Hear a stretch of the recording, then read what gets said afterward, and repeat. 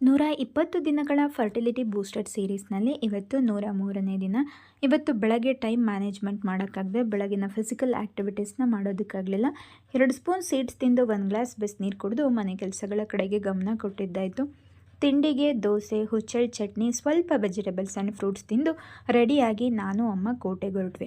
ಅಮ್ಮಂಗೆ ಜೂನ್ ತಿಂಗಳಿಂದ ಗೃಹಲಕ್ಷ್ಮಿ ದುಡ್ಡು ಬರ್ತಿಲ್ಲ. ಪ್ರತಿ ತಿಂಗಳು ಎಲ್ರಿಗೆ ಬಂದಾಗಲೂ ಅಮ್ಮನಿಗೆ ಯಾಕೆ ಬಂದಿಲ್ಲ ಅಂತ ಕೇಳೋಕ್ಕೆ ಮಹಿಳಾ ಮತ್ತು ಮಕ್ಕಳ ಕಲ್ಯಾಣ ಇಲಾಖೆಗೆ ಹೋಗಿ ವಿಚಾರಿಸಿದ್ರೆ ಪ್ರತಿ ಸಲನೂ ಅವ್ರದ್ದು ಒಂದೇ ಉತ್ತರ, ಆಧಾರ್ ಲಿಂಕ್ ಆಗಿಲ್ಲ ಅಂತ. ಆದರೆ ಬ್ಯಾಂಕಲ್ಲಿ ಚೆಕ್ ಮಾಡಿದರೆ ಆಧಾರ್ ಅಕೌಂಟ್ಗೆ ಲಿಂಕ್ ಆಗಿರುತ್ತೆ. ಏನು ಪ್ರಾಬ್ಲಮ್ ಏನೋ ಗೊತ್ತಾಗ್ತಿಲ್ಲ. ಇವತ್ತು ಹೋಗಿ ವಿಚಾರಿಸಿದಾಗ ಈ ಮಂತಲ್ಲಿ ಬರುತ್ತೆ, DBTಗೆ ಹೋಗಿದೆ ಅಂತ ಹೇಳಿದ್ದಾರೆ. ನೋಡೋಣ. ಕೋಟೆಲ್ಲ ಸ್ವಲ್ಪ ಹಣ್ಣು, ಮನೆಗೊಂದಷ್ಟು ದಿನಸಿ ಸಾಮಾನುಗಳನ್ನ ತೊಗೊಂಡು ಮನೆಗೆ ಬಂದ್ವಿ.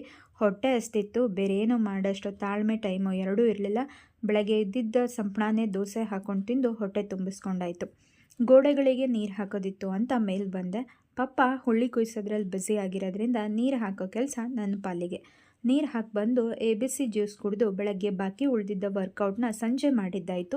ಇವತ್ತು ನಾನು ಫಾಲೋ ಮಾಡಿದ್ದು ಝುಂಬಾ. 1 ಅವರ್ ಝುಂಬಾ ಪ್ರಾಕ್ಟೀಸ್ ಮಾಡಿ 10 ನಿಮಿಷ ಪ್ರಾಣಾಯಾಮ ಮುಗಿಸಿದ್ದಾಯಿತು. ಆಮೇಲೆ ಒಂದು ಮೂವಿ ನೋಡಿದೆ, ಸಖತ್ತಾಗಿದೆ.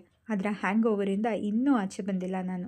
ನೀವೇನಾದರೂ ಕ್ರೈಮ್, ಸಸ್ಪೆನ್ಸ್, ಥ್ರಿಲ್ಲರ್ ಈ ಜಾನರ್ನ ಮೂವಿ ಇಷ್ಟಪಡೋದಾದರೆ ಯದಾ ಯದಾ ಈ ಮೂವಿನ ನೋಡ್ಬೋದು. ಯೂಟ್ಯೂಬಲ್ಲಿ ಸಿಗುತ್ತೆ.